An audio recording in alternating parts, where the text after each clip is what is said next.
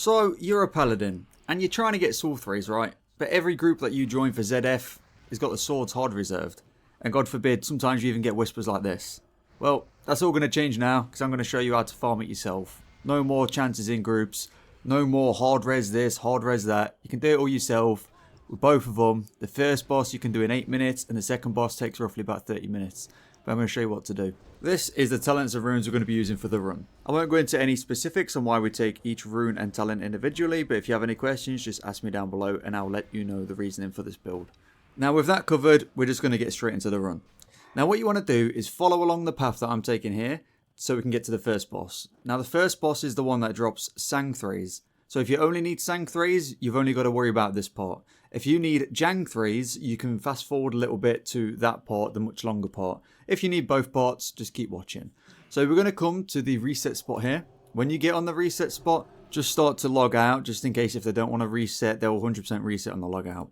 So when they do reset or you log back in, what we're going to do is head over towards the boss. Now, when you get to the boss area, there's a couple of mobs around the outside, some patrols, some basilisks that you want to take out. You want to kill those so they're out of the way so you can pull the boss all the way out. And now we are on to the boss pull. So when the boss pulls, he will summon 4 little basilisks. Don't worry, they have very little health. You can get through them very quickly with just Hammer of the Righteous. So you want to quickly take them down. Then the boss will come out to you. Couple of things you need to know about the boss. Usual practice, put wisdom on the boss so you can get mana back, keep up sacred shield, and we're just going to kill him here. I have seen a lot of videos of people killing him on the walls in the zombie graveyard, but to be honest with you, with this build you can pretty much solo anything and face tank it, so we're just going to leave it here just to speed it up. In terms of the totems, you want to really kill the healing wall totems, but don't worry too much about the earth grab totems, just keep them up, it doesn't matter. Now throughout the fight, he will spawn 2 adds at certain percentages of health. It's about every third of his health he will spawn an add. Now the first add you are actually going to want to kill. The second add you can leave up.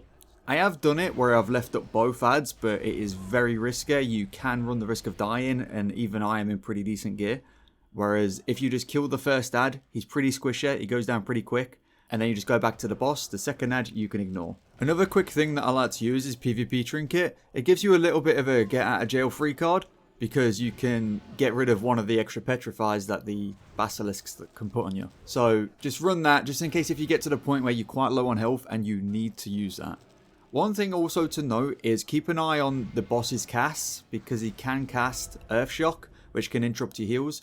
Now, they don't interrupt you for that long. They only interrupt you for like 2 seconds. But still, if you're pretty low health, it can be pretty dangerous if you get interrupted into a petrify from one of the basilisks. So just kill the first basilisk and then go back onto the boss. Keep the second one up.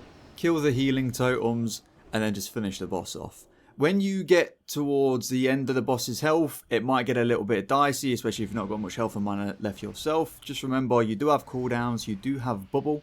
So make sure you use it, and also use Divine Favor on cooldown if you can for those big, juicy, Holy Light procs. With that one down, you've got 2 options. You can go and farm the second sword from here, or you can come to this spot here and you can reset. When you reset here and you log out, you'll be teleported straight to the instance where you can just pop out, reset, and pop back in. But I'm going to assume that you need the second sword, so we're going to move on to the second boss. Now for the second boss, I'm going to be recording it from the start of the instance, just in case if this is the only sword that you need. So just follow the path that we're going along here. It's pretty much similar to killing the first boss in terms of which way you run. So run the exact same way, but instead of turning for the first boss, just carry on. If you need to use the reset points at any point, feel free to do so, and then just mount up and carry on. We're going to go through the graveyard, and then we're going to come to a reset point that is just over here. We're going to land on top of here. Don't miss it like I do here, because I look like an absolute canoob. But jump onto this wall so you can reset them. And once they're reset, there's a couple of things we need to do. We need to jump down and we need to kill some mobs at the bottom of the stairs. Now, the pack next to the tent that has the triple mobs in it, I do not kill them in this run, but it is much safer to kill them before you start the event. The reason is they will pull most likely at the end anyway. It's just more to deal with later on. So you can either just kill it now or kill it later on. But you definitely want to kill the patrol that's going around and every other mob at the bottom of the stairs. Once they're dead, you can move up towards the top of the stairs, kill the executioner, and he will drop the key. Now with the key, you can open the cages, the mobs will come out, and they are what start what is known as the stair event before you can get to the last boss. Now I have tried seeing if you can kill the last boss without doing a stair event. But back in 2019 Classic, because people were pulling the final boss with Hunter Pet, they actually stopped it and they locked it behind the stair event. So you have to do the stair event first. Because you can get to the boss with slow fall, noggin foggers, but he's just not attackable. So we're on the stair event. Just a couple of things to note right here. If you have quite little gear, you are pretty undergeared. Don't rush it too much. Just stay at the top, take your time, heal yourself, kill them as they come to you. If you've got a little bit more gear, you can play it a little bit more risky. You can go down and pull some up, kill them all at once, that kind of thing. But what I would recommend you do is the elites, the Sand Fury Cretin, I think they're called. It's the elite mobs. I would put a wisdom on them and just focus them down while they're in the cleave and kill them all down together. Just a quick note also, if you ever feel like you're getting into too much trouble, you can just quickly jump down off the side of the pyramid and you can reset there if you need to get some health, mana, just need a little bit of a breather because you're taking too much damage. You can just quickly do that. Now when this stair event is coming towards the end, the boss will spawn at the bottom with a couple of ads. So there's a couple of ways you can go about doing this. Now, the way that I recommend and the way that I do it in this video is to go straight for the boss himself, put on Shadow Resistance Aura, and try and nuke him down as quick as you can. You will also see in this fight that I didn't clear the mobs at the tent, so they do aggro and cause a little bit of a problem. But don't worry, you can still go up the pyramid and use the reset point. When all the ads are cleared and they're gone, just talk to the goblin and he will run off to be able to blow up the door. If you've still got some ads up, just quickly get them down. Once the door is blown up, there'll be 2 ads along the way. Just quickly kill them. Once they're dead, you can run towards the boss. In the boss's room, to your left and right is mobs. So you want to stay central when you go and pull the boss. Quickly pull the boss with Exorcism, turn around and run outside the room so they follow you. Now, there's 2 ways to kill this boss. One way if you have more gear like in this video I'll show you. And another way if you have less gear. So if you have more gear, I would recommend just nuking down Chief himself. And if you have less gear, I would recommend killing the ad before Chief. The reason for this is when Chief gets to around 50-60%, he enrages. So he's going to do a lot more damage and attack a lot faster. Around 25-30% I think he summons ads. So if you don't quite have enough gear to be able to just burst him down in that phase during bubble and healing yourself up, then I'll definitely recommend killing the ad first and then killing Chief second. It will make it so much easier.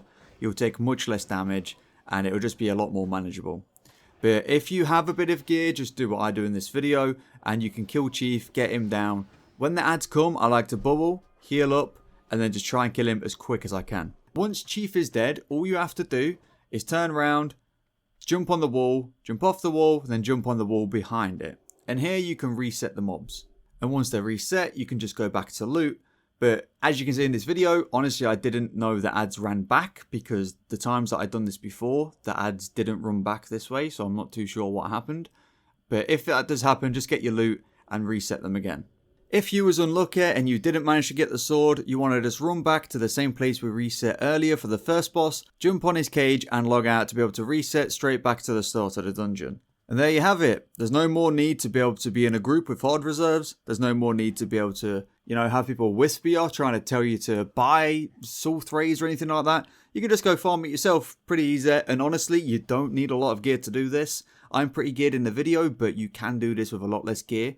If you have any questions on the run, let me know down below. And also, if you want me to do any other bosses, any soloable content, just let me know what you want me to try and I'll go out and do it and I'll let you know how it goes. At the minute, I'm trying to do BRD Arena. Once I find a good way to be able to do that as Paladin, I'll let you guys know. If you haven't already, go and have a look at how to solo Princess, the Offering and Tinkerer. I hope this helps and I'll see you in the next one.